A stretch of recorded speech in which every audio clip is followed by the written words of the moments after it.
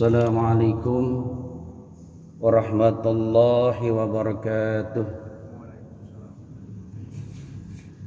Alhamdulillahilladzi ja'ala at-taqwa kharijadi wa libas wa amarna an natajawwada biha liyaumil ibas. Asyhadu an la ilaha illallah wahdahu la syarika lahu rabbun nas wa asyhadu anna sayyidana Muhammadan abduhu wa rasuluh al-mawsufu bi akmali sifatil ashash. Allahumma salli ala sayyidina Muhammad wa ala ali sayyidina Muhammad. Ihwafillah jamaah Masjid Ukhuwah Islamiyah yang dirahmati Allah Subhanahu wa taala. Alhamdulillah pada siang kali ini Allah memberikan kita kesempatan dan kekuatan untuk sama-sama melaksanakan sholat zuhur berjamaah, dan insya Allah kita menyimak daripada hadis-hadis baginda Rasulullah dan tentunya juga para ulama yang telah membimbing kita untuk senantiasa kita menjadi orang-orang yang senantiasa taat patuh kepada Allah dan cinta kepada Rasulullah. Melanjutkan pada makalah yang ke-6 dari kitab Nasahibul Ibad dari Sayyidina Ali karramallahu wajhah. Beliau berkata,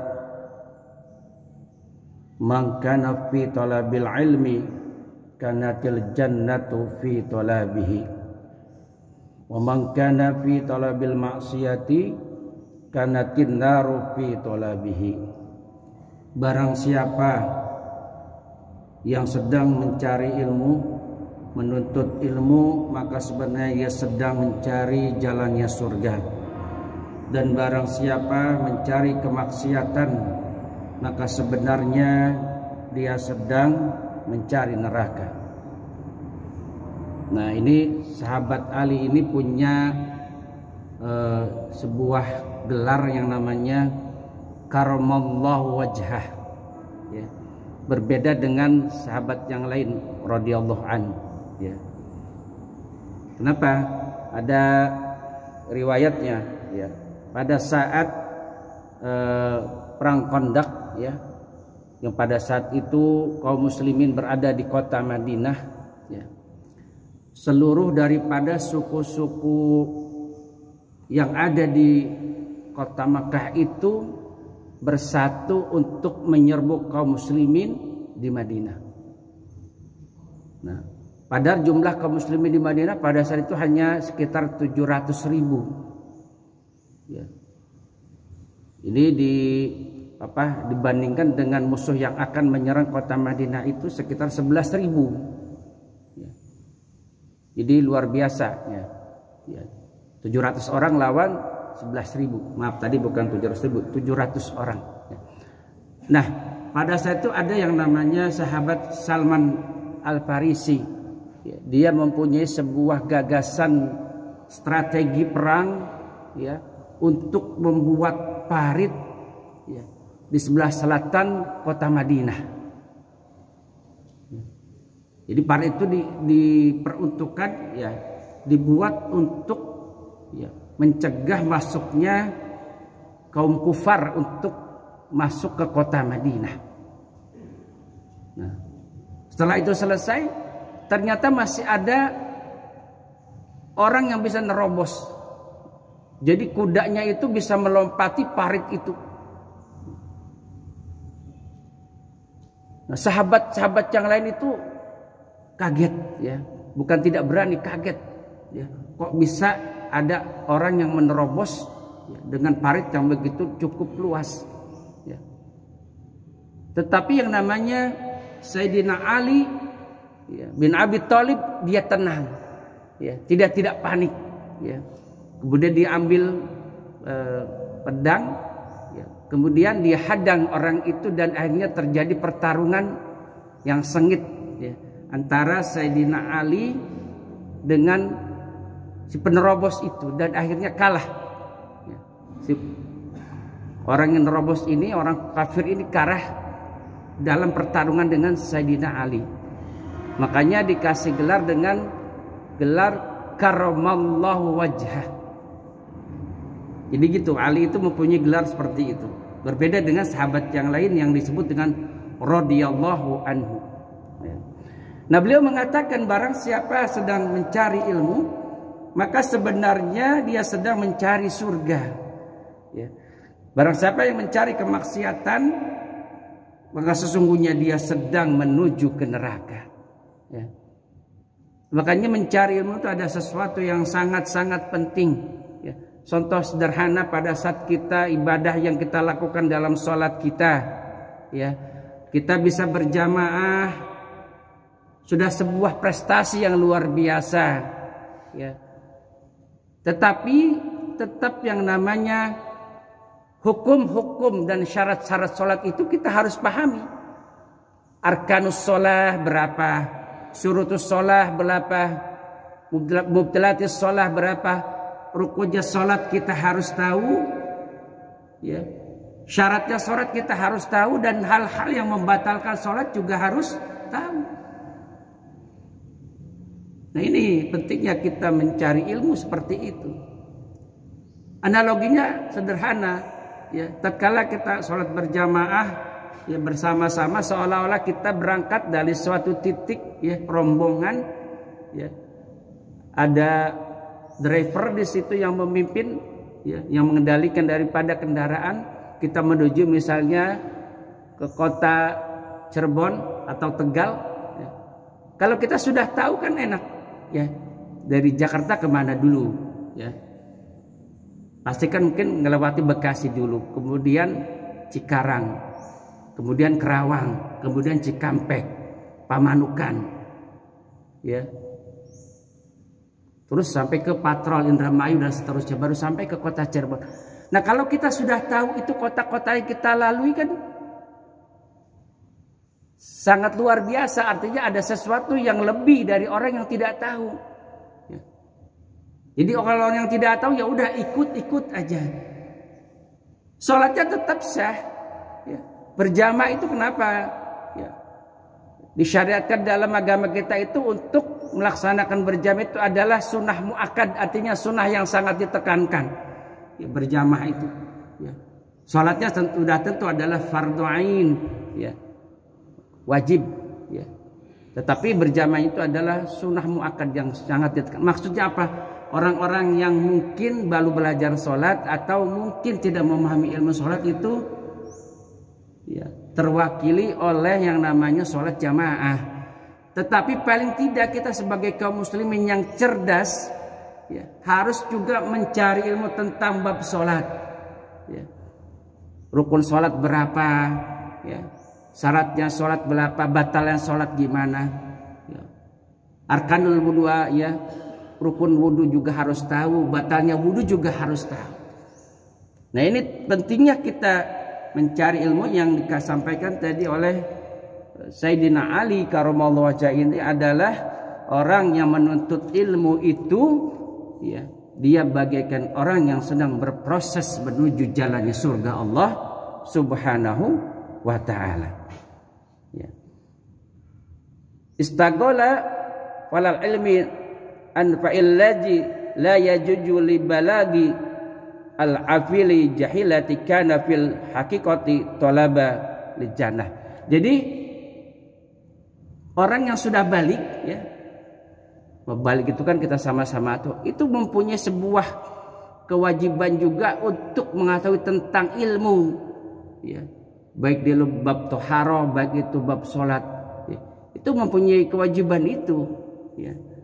Jadi tidak hanya kita ikut-ikut saja gitu kan, tidak paham rukun sholat, tidak paham batalnya sholat, ya, rukun wudhu dan seterusnya. Dan kebalikan di sini, barang siapa yang mencari kemaksiatan, maka sebenarnya dia sedang mencari neraka. Ya, wa man kana fi talabi maksiati kanatin nar fi talabihi. Jadi orang yang misalnya dia membangun sebuah tempat, ya, kemaksiatan, diskotik, tempat minum-minuman dan sebagainya, prostitusi dan seterusnya, sesungguhnya dia sedang menuju ke dalam neraka. Kemudian makalah yang berikutnya adalah An Yahya bin Mu'ad radhiyallahu anhu ma'asallahu karim wal asarud dunya alal akhirati hakim. Ya. Yahya bin Mu'ad berkata, orang yang mulia, ya, orang yang mempunyai harga diri tidak akan durhaka kepada Allah, sedangkan orang yang bijaksana tidak akan memilih dunia dan meninggalkan akhirat. Ini jadi orang yang punya harga diri itu, yang mulia itu, dia tidak akan durhaka kepada Allah. Ya. Perintah-perintah Allah dia lakukan. Perintah sholat dia lakukan, puasa dia lakukan, sedekah dia lakukan, zakat dia lakukan. Dan bahkan kalau mampu ya, hajjul baiti, pergi ke haji dan seterusnya, itu dia lakukan karena dia adalah orang yang mempunyai kemuliaan atau harga diri. Dia menjadi orang yang senantiasa menghambakan totalitas hidupnya menyembah Allah Subhanahu wa taala. Tidak akan dia durhaka kepada Allah Subhanahu wa taala. Ya. Tidak korupsi misalnya, ya. Mengambil hak orang, ya. Menyakiti orang lain dan sebagainya. Ya. Jadi orang-orang yang senantiasa dia mulia, ya, atau bijaksana, dia apa yang mulia, dia akan melakukan sesuatu untuk dirinya dan tentunya untuk orang lain. Ya. Wal asarud dunya alal akhirati hakim, dan sesungguhnya orang yang bijaksana itu tidak akan memilih dunia untuk meninggalkan akhirat. Ya. Jadi orang yang cerdas itu sebutnya. Dia tidak akan memilih dunia, ya, kemudian meninggalkan akhirat. Bukan berarti tidak boleh mencari dunia, ya, tetapi dia akan memprioritaskan kehidupan akhirat yang mungkin, ya, dia sendiri tidak tahu, ya, apakah ibadahnya itu diterima atau tidak. Tetapi dia berproses untuk menjadi orang yang baik, karena dia paham kehidupan di akhirat itu tidak akan ada akhir. Hidup di akhirat tidak akan ada akhir, dan akhirnya dia memprioritaskan kehidupannya kemudian mencari bekal untuk akhiratnya daripada dia memprioritaskan yang sifatnya dunia. Inilah yang disebut orang yang hakim, ya, orang yang bijak, ya. Jadi dia prioritaskan akhirat, ya, daripada dunianya. Jadi pada saatnya dia waktunya bekerja, dia berangkat bekerja. Tetapi tatkala azan memanggil, ya, untuk sholat, dia bersegera untuk menuju kepada Allah Subhanahu wa taala. Tatkala ada perintah puasa, ya, dia lakukan puasa. Bahkan jauh sebelum Ramadan, di bulan Rajab dan Sya'ban, dia sudah persiapkan untuk menyelami daripada hikmah Ramadan. Ya. Makanya di bulan Rajab dan Sya'ban itu kan, kalau para ulama mengajarkan untuk kita mempersiapkan, ya, daripada Ramadan yang akan kita hadapi, ya, banyak kebaikan-kebaikan yang harus kita tanam, entah itu dengan zikir, ya, istighfar, dengan puasa sunnah, ya, dikuatkan lagi, ya. Kemudian banyak bersedekah, banyak silaturahim dan seterusnya. Maka tatkala dia masuk Ramadan, dia akan menjadi orang yang siap untuk memanen buah daripada apa yang telah dia tanam. Di Ramadan itu dia lebih hebat lagi ibadahnya kepada Allah Subhanahu wa taala. Ya, kan doanya, Allahumma barik lana fi Rajaba wa Sya'bana wa balikna Ramadan. Ya. Jadi ya Allah, berikan aku keberkahan di bulan Rajab dan Sya'ban, dan sampaikanlah aku di bulan Ramadan. Ya. Jadi itu kata Yahya bin Mu'ad berkata, orang yang mulia itu tidak akan durhaka kepada Allah. dia akan melakukan kebaikan-kebaikan. Ya. Jadi dia mempersempit daripada ruang gerak setan. Ya. Dia menjadi orang yang senantiasa untuk berproses, paling tidak menjadi orang yang taat, atau dia adalah orang yang benar-benar untuk menjadi yang muhsin, ya, wa manazala minal haq, dalam ibadahnya kepada Allah Subhanahu wa taala. Kemudian dia mengatakan orang yang bijak itu adalah dia akan memilih dunia, memprioritaskan dunia daripada urusan memprioritaskan akhirat daripada urusan dunia. Mudah-mudahan bermanfaat. Quratul majlis, subhanakallahumma wa bihamdika asyhadu an la ilaha illa anta astaghfiruka wa atubu ilaik. Al-Fatihah. A'udzubillahi minasyaitonir rajim. Bismillahirrahmanirrahim. Alhamdulillahirabbil alamin. Ar-Rahmanir Rahim. Maliki yaumiddin. Iyyaka na'budu wa iyyaka nasta'in. Ihdinas siratal mustaqim. Siratal ladzina an'amta 'alaihim ghairil maghdubi 'alaihim waladdallin. Sekian, mohon maaf atas segala kehilafan. Wallahumma a'lam bishawab. Assalamualaikum warahmatullahi wabarakatuh.